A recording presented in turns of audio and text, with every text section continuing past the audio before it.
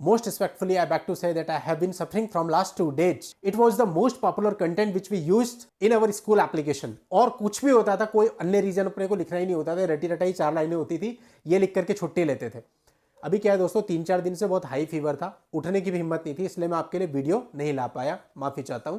अभी थोड़ा fever down है तो मैं अप हो गया कि आपके लिए आज वीडियो लेकर के आया जाए। दोस्तों आज की इस वीडियो में बहुत इंपॉर्टेंट बात करने वाला हूं मैं मेंटेनेंस पे, बहुत प्रैक्टिकल चीजें आपको समझाने वाला हूं जितना मैं समझा सकता हूं। और ये इसलिए ताकि जो चीजें आपके साथ बुरी हो रही हैं वो बहुत बुरी ना हो जाए, उनको आप पहले ही रोक दो। तो दोस्तों आखिरी तक आप वीडियो में बने रहिएगा, जो समझाना चाह रहा हूं अच्छे से समझना। और अगर कुछ लोग ऐसे हैं जिन्होंने अभी भी चैनल को सब्सक्राइब नहीं किया है तो फटाफट सब्सक्राइब करके नोटिफिकेशन बेल पर जरूर क्लिक कर दे, क्योंकि ऐसी जानकारी इस चैनल पर मैं लेकर के आता रहता हूं। दोस्तों देखिए, मेंटेनेंस के केस में जो लड़का होता है वो कुछ गलतियां अपनी तरफ से करता है। कई बार होता है लड़के की अच्छी खासी जॉब होती है, अच्छी सैलरी मिल रही होती है, और मीनवाइल उस पर मेंटेनेंस का केस भी चला जाता है, लेकिन साथ ही साथ उसकी जॉब भी चली जाती है, उसके पास नौकरी रहती नहीं है, इनकम रहती नहीं है, मेंटेनेंस का केस हो जाता है। अब लड़का की अपनी तरफ से क्या गलती करता है, अपना जो रिप्लाई फाइल करता है उसके अंदर लिखता है कि मैं फला फला जगह पहले काम करता था, वहां से मुझे इतनी इतनी सैलरी मिलती थी, फिर इस रीजन से मेरी जॉब चली गई, आज करंटली मैं कुछ नहीं करता हूं, बेरोजगार हूं। ऐसा आपको कभी भी नहीं करना। अगर आप ऐसा करते हो तो ऐसे अनेक मामले हैं जिसमें आपके पिछले बैकग्राउंड के आधार पर आप पे मेंटेनेंस बांध दिया गया, हालांकि ये गलत है।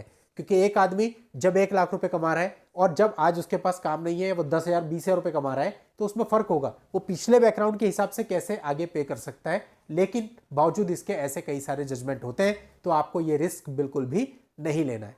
आज के इस वीडियो में सब समझाता हूं कि कैसे आपको ऐसे मामलों में डील करना है। मान लेते हैं आपकी 1 लाख या 2 लाख रुपए पर मंथ सैलरी थी, फिर आपकी जॉब चली गई और मीनवाइल आपको पता चला पैरेलली आपका एक मेंटेनेंस का केस भी चल रहा है, आप उसका रिप्लाई फाइल करते हैं, तो आप पहले की जस्टिफिकेशन रिप्लाई में मत दीजिए।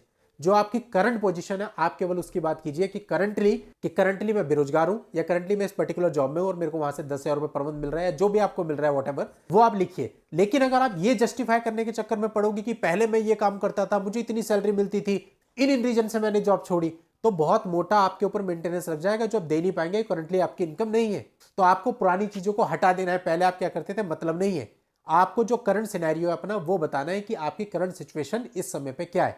जो आप रजनीश नेहा का एफिडेविट फाइल करते हो वहां पे भी आपको पुरानी जॉब्स के बारे में कुछ लेना देना नहीं है, आप क्या करते थे, कितनी इनकम थी। आज का जो आपका करंट स्टेटस है वो आप दिखाओ। एफिडेविट में आपको कोई भी झूठ नहीं बोलना है, लेकिन पुराने जस्टिफिकेशन में आप उलझ जाओगे। अब बात आती है आपकी अकाउंट डिटेल्स की। कई बार आपके पास बहुत सारे अकाउंट होते हैं, लेकिन जाहिर सी बात है जब आप पहली जॉब छोड़ते हैं या जॉब से आपको निकाला जाता है, जो भी रीजन रहता है, आप वो अकाउंट बंद कर देते हैं। कई बार तो कंपनी ही वो अकाउंट खुलवाती है, वो आपका सैलरी अकाउंट होता है, वो बंद हो चुका है। अब आप क्या करते हो, अपने रजनीश नेहा के एफिडेविट में अपने बंद अकाउंट की भी इंफॉर्मेशन देते हो। ऐसा भी आपको करने की जरूरत नहीं है। रजनीश नेहा के अनुसार आपको वहां पे जो आपके करंटली एक्सिस्टिंग अकाउंट्स हैं उन्हीं की जानकारी देनी जरूरी है। अब अगर आपकी पत्नी ये ऑब्जेक्शन देती है कि भाई इसने फला फला अकाउंट से मेरे खाते में ट्रांसफर किया था, इसका मतलब इस पे फला फला अकाउंट भी है जिसमें इसकी पुरानी सैलरी आती थी, वो इसने नहीं बताया, तो आपको ऐसा नहीं है कि डायरेक्टली उसकी बात सुन करके कुछ हो जाएगा। आपको ऑब्जेक्शन का मौका मिलेगा, आप रिटर्न में ऑब्जेक्शन देंगे कि यह अकाउंट आपका बहुत पहले हुआ करता था जब आप पर्टिकुलर नौकरी में थे, आपकी नौकरी गई, अकाउंट आप मेंटेन नहीं कर पाए, वो अकाउंट वहीं पे बंद हो गया था। करंटली आपके पास ऐसा कोई भी अकाउंट जैसा जिस नंबर का अकाउंट बता रही है एक्सिस्ट नहीं करता है, और जिस समय पे मेंटेनेंस का नोटिस आपको रिसीव हुआ उस समय पे भी ऐसा कोई अकाउंट एक्सिस्ट नहीं करता था।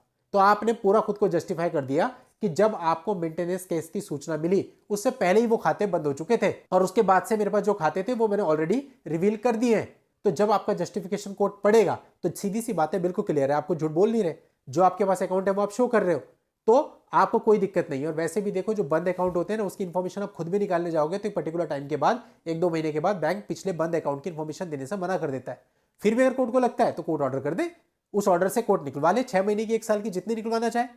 लेकिन जनरली कोर्ट ऐसा ऑर्डर नहीं करेगा। कोर्ट ऐसा ऑर्डर तब करता है जब आपकी इंटेंशन पर कोर्ट को शक होता है। लेकिन जब आपको नोटिस रिसीव ही नहीं हुआ था, यानी आपको जानकारी ही नहीं थी कि मेंटेनेंस का आपका कोई केस चल रहा है, उससे पहले अगर आपके कुछ खाते बंद हो गए हैं, तो मुझे नहीं लगता कि कोर्ट उस पर कुछ करेगा एक्शन। और वैसे भी आपके जो करंटली एक्सिस्टिंग अकाउंट है वो आप दिखा ही रहे हो, तो कोई भी इसमें दिक्कत किसी भी प्रकार की नहीं है। आप एफिडेविट में कोई झूठ नहीं बोल रहे हो, आप कुछ गलत नहीं कर रहे हो, आप जो कर रहे हो प्रॉपर लीगल वे में ही कर रहे हो। और वैसे भी दोस्तों सिचुएशंस तो चेंज होती है, कभी कोई 1 लाख कमाता है, कभी 50,000, कभी 2 लाख, कभी 5 लाख, कभी बेरोजगार भी होता है। अप डाउन जीवन में चलते रहते हैं। इसीलिए अमेंडमेंट का प्रोविजन है कि एक बार मेंटेनेंस लग गया तो आप उसको घटा बढ़ा भी सकते हैं। वो इसीलिए रखा गया कि परिस्थितियां चेंज होती है, महंगाई भी बढ़ती है और काम भी अप डाउन होते हैं।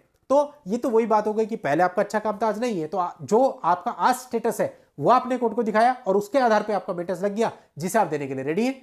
तो बस आपको यह ध्यान रखना है कि आपको पुरानी हिस्ट्रियों के जस्टिफिकेशन में नहीं उलझना, आप जस्टिफाई कर नहीं पाओगे। तो इसलिए बहुत ही समझदारी के साथ आपको चलना है। चलिए दोस्तों, आज के इस वीडियो में इतना ही। नेक्स्ट वीडियो में नई जानकारी के साथ मैं आपसे फिर मिलता हूं। तब तक के लिए goodbye and thank you for watching.